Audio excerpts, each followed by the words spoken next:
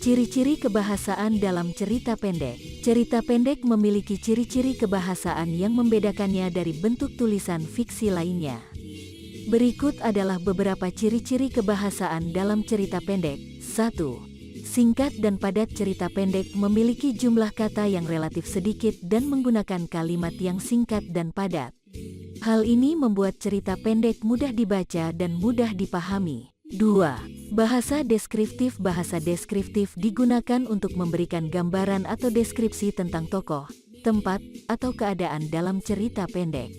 Bahasa deskriptif ini memberikan imajinasi pada pembaca untuk membayangkan situasi atau suasana dalam cerita pendek. 3. Dialog. Cerita pendek sering menggunakan dialog untuk menggambarkan interaksi antara tokoh dalam cerita. Dialog yang baik dapat memberikan dimensi dan kedalaman pada karakter dan dapat memperkuat alur cerita.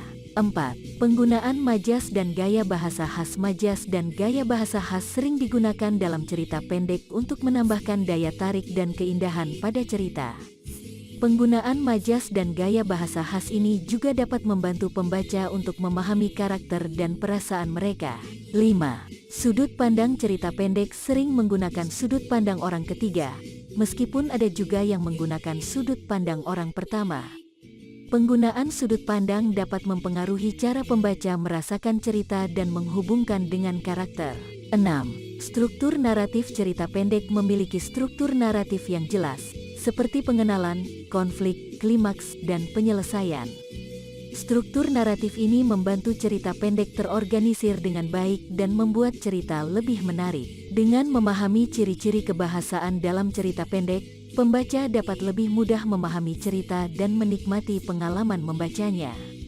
Seorang penulis cerita pendek juga dapat memperkaya cerita pendek dengan menggunakan keahlian dalam menggunakan bahasa dan mengembangkan ciri-ciri kebahasaan untuk menciptakan cerita yang lebih menarik dan berkesan.